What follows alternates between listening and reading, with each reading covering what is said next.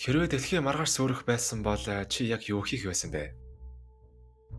Дэлхий сүрч бид хормын төдийд л устж үгүй болох магадлал бидэнд хэр их байгаа бол? Үүнийг хэн ч мэдэхгүй шүү дээ. Үнэхээр л бид маргааш байхгүй болж магадгүй. Өнөөдрийн бичлэгээр та бүхэнд хүн төрлөختөн устж үгүй болох хэд хэдэн магадлал хүрэхээр бэлтгэлээ. Жаахан дарк бичлэг болох учраас яасан муу ёртой хөөгтөвч хий гэж бодож байвал цаан ч дэлхийг аль хэдийнэ сүрүүлчихэд энийгээ цууж буй хүмүүс хар мянгаараа байгаа. За тэгээд бичлэг рүүгээ орцгоё.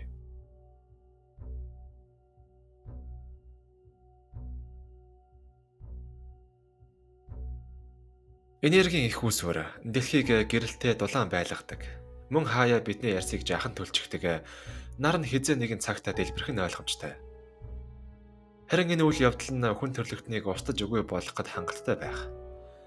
Нар нь 4.5 тэрбум жилийн настай хэдий ч дэлбэрэх хүртэл дахиад 5.5 тэрбум жилийн хугацаа байгаа хэмээн тооцоолсон байдаг. Бараг хүмүүс нар устгахаас ч өмнө байхгүй болчих юм байна л да. Гэхдээ хэрвээ нар маргааш ч юм уу өнөөдөр дэлбэрэх юм бол хүн төрлөختөнд амьдрах арга зам олдох нь юу л бол.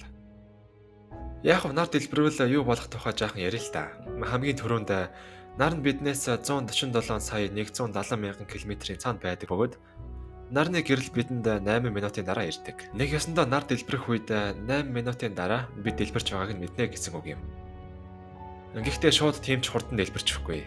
Аливаа одны дэлбэрэх цаг нь болсон үед эхлээд хэмжээгээ томсгож эхэлдэг. Дараагаар нь анх байсан хэмжээнээс улам жижигрэн цэнхэр од болдог. Дараагийн хэдэн тэрбум жилийн турш хөрсөөр байх болно. Тэгээд тухайн дэлбэрэлтэн дэлхийд шууд нөлөөлөхгүй. Тиймээс дэлхий шууд утчихгүй гэсэн үг. Харин нарны татах хүч байхгүй болсон учраас дэлхий сансар огторгойд хөвсөөр байх болно. Shit. За тэгээд тэр үед нь хүмүүс байхгүй байх байлгүй дээ. Байсан ч тэгээд дэлхийгээс өөр газар л байж байх үз.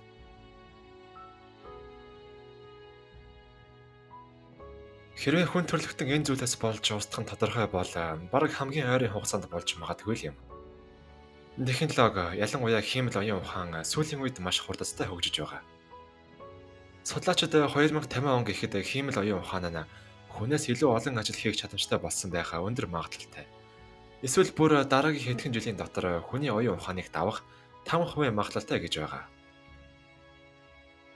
Гэхдээ бидний нэг андуурдаг зүйл бол наадмыг балан юм чинь хорон санаатай болоод эхлэх юм шүү. Хамгийн гол зүйл нь эндээ биш. Харин өгөгдсөн даалгаврыг хэтэрхий сайн гүйцэтгэдэгт байгаа юм. Жишээ нь хиймэл оюун ухаантай машинаас хамгийн хурднаар нисэх онгоцны буудалд хүргээд өг гэвэл тэр чамааг нисдэг тэрэгд хөөгдөж байсан ч гэсэн даалгавраа биелүүлэх л болно. Тэгэхээр энэ нь ямар нэгэн муу хүмүүсийн гарт ороод эхлэхээр тэр хорон санаатнууд чинь үүсээд хиймэл оюун ухааны эсрэг хүн төрлөختөн их зэрэг дайн эхлэх юм.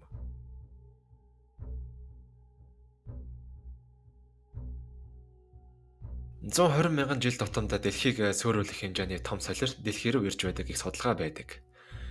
Энэ нь өлөг гөрөлүүдийг устгасан байх магадaltaй бөгөөд үүний 11 нь л бидэнд рүү ирвэл үр дүн аимшигтай байх болно.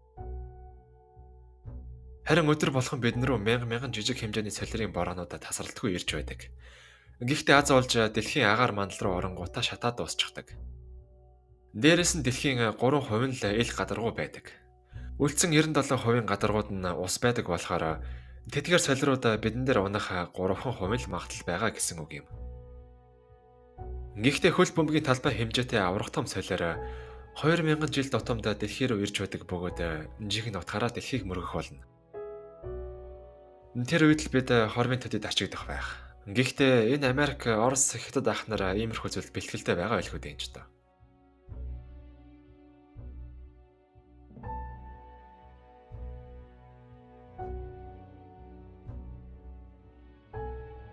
Яг нь сонсохоор тийм жаахтар хүн төрлөختнийг сүйтгэжхээр сүртэй санагдахгүй байж магадгүй л дээ.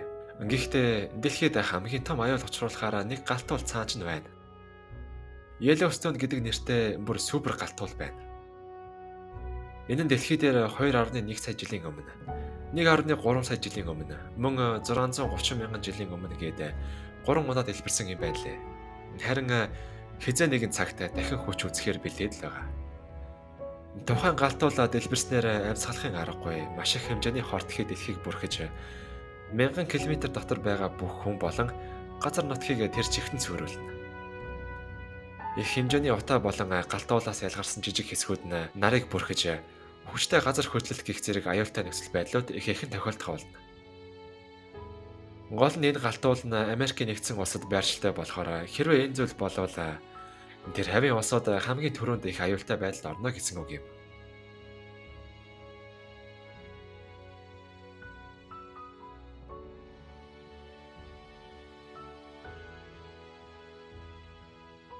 Бидний үзэж байгаа энэ цар тахал зүгээр нэг ирээдүйд болох томоохон өвчний демо хувилбар нь байвал яах вэ? 100 жилийн өмнө Испани тахал дэлхийн хүн амын 50 сая орчмыг байхгүй болгосон.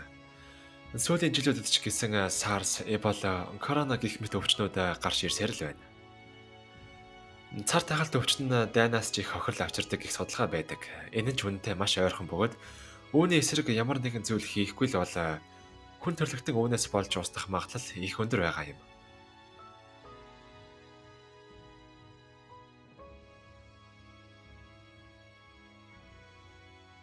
Өнөөгийн хамгийн хүчрхэг зэвсэг бөгөөд хамгийн аюултай зэвсэг юм. Гэхдээ шууд үхэл гэж бодхоосоо илүү үүний улмаас удаан хугацаанд үргэлжлэх гамшигыг бодох нь зөв байх. Маш их хэмжээний хортхий болон үүнээс үүссэн ширхгүүд агаар мандалд тархаж бүр нарыг халахснаар дэлхийн температур 8 градусаар унаж эхэлнэ. Газар шороо хөрс бохирдож хүмүүс идэж тэжээлийн хомсдол орж магадгүй юм. Хэрвээ ямар нэгэн байдлаар дэлхийн 3 дугаар дай маш хүчтэйгээр үүсэх юм бол дэлхий ямар болохыг төсөөлөхөд үнэхэр хэцүү. Америк, Хятад, Франц, Хойд Солонгос, Энэтхэг, Пакистан гээд бүгд цөмийн зэвсэгтэй. 100 цөмийн зэвсгүүд хэдхэн минутын дотор хөөрөхөд бэлэн байж байгаа гэд боддоо.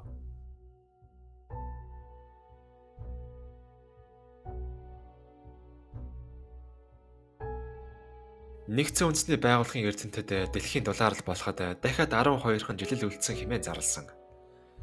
Цаг уурын өөрчлөлтөнд бидний хамгийн сайн мэдэх бас хамгийн ойр байгаа дэлхийн дулаарл зүй ёсоор багтах байх. Үндсэндээ дэлхийн азааны давхарга цоорсноос болж нарны хит ягаан туяа дэлхийд шууд нөлөөлж дэлхийн дулаан огцом нэмэгдэж байгаа явдал юм. Мөсцсөн эрг газар нутгууд хайлж далайн төвшин эрс нэмэгдснээр дэлхийн 10 гаруй сая хүн амьтанд муугаар нөлөөлөх болно. Мөн цас бороо ихээр орж байгалийн зарим нэг гамшигуй тохиолдож эхэлнэ. Энэ маягаараа удаан байгаад байвал хүн төрлөختөн дэлхий дээр амьдрахад маш хэцүү болох нь ойлгомжтой. За тэгээд мэдэгдэж буй боломжит аюулуудыг ярилцсанаас биш бидний мэдэхгүй олон зүйлүүд байгаа. Ирээдүйг хардаггүйгээс хойш өөр ямар аюултай нөхцөл байдал биднийг хүлээж байгааг мэдэж чадахгүй шүү дээ. Та нарын бодлоор эдгээр зүйлүүдийн болох магадлал хэр өндөр гэж бодож байна вэ?